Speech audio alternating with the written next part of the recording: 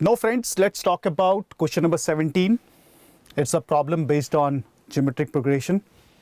Just put the formula of sum to n terms and we get the answer here. So if you see here, it has been given that 2 raised to the power 10 is the first term, then we have 2 raised to the power 9, 3 raised to the power 1 is the second term, and we have 2 raised to the power 8, 3 raised to the power 2 as the third term. So what we have been given the sum of the terms till 3 raised to the power 10 is equal to s minus 2 raised to the power 11. So if I talk about the form here, you can just have a look at it. A is nothing but we have 2 raised to the power 10, and R is nothing but we have 2 raised to the power 9, and this is 3 raised to the power 1 divided by 2 raised to the power 10, which is nothing but we have 3 upon 2. Can you see that? So this is the common ratio we have.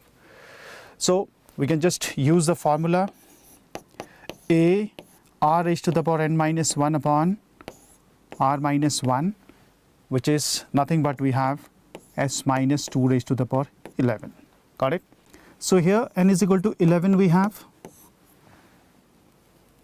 We can substitute n is equal to 11, and once we simplify this, s is coming out to be 3 raised to the power 11. It's more of a calculation we have. So the fourth answer is the correct one.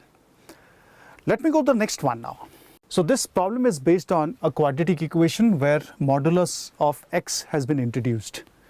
So here what we have,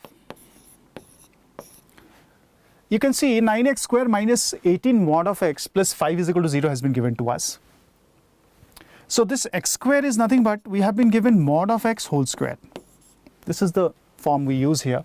So this is 9 of mod of x whole square, and this is coming out to be minus 18 mod of x.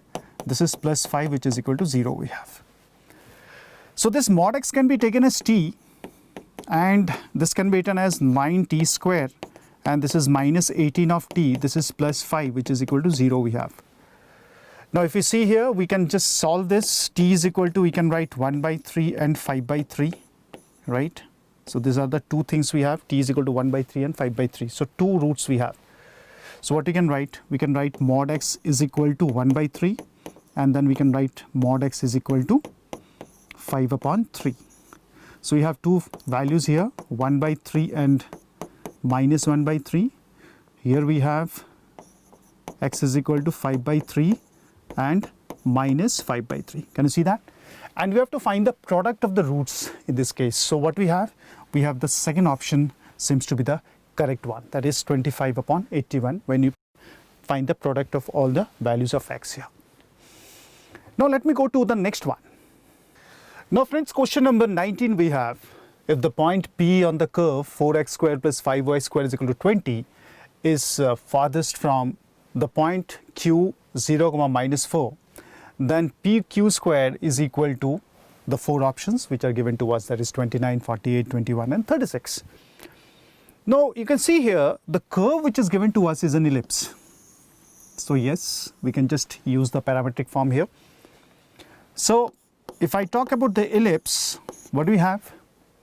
We have 4x square. So that means if I divide it by 20, I get this as 20 plus 5y square divided by 20. This is equal to 1 we have, right? And this is coming out to be x square upon 5.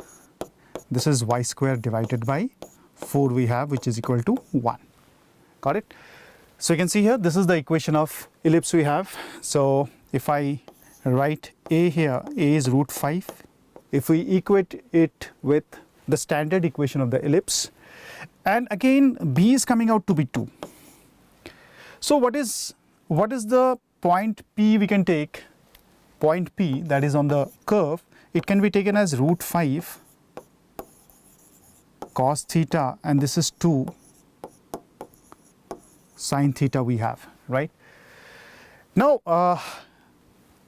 one more point is there, that is Q0 minus 4. So P is a point and Q is a point, and the point P on the curve is, farthest from the point Q 0, minus 4. That means we have to go for the maximum one. So yes, we can just find PQ square So if I take this as x1, this as y1, and this is x2 we have, and this is y2 we are talking about, right? And this is coming out to be 0 minus root 5 squared, that is coming out to be say 5 cos square theta, right? Plus 2 sin theta plus 4 squared, 2 sin theta plus 4 square we have, correct? Now if I extend it, what we get pq square, which is nothing but we have yes 21 plus 16 sin theta, and this is minus sine square theta we can write, isn't it? This is, we can write in this way.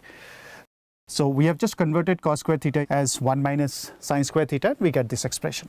Now we can write it as 85 minus sine theta minus 8 whole square. When you expand it, we get the same thing. Now since sine theta has to be taken as maximum, so what we can take sine theta to be 1, suppose. So this is 85 minus 49 we have, right? And this is coming out to be 36 here. So the fourth option seems to be the correct one we have, right?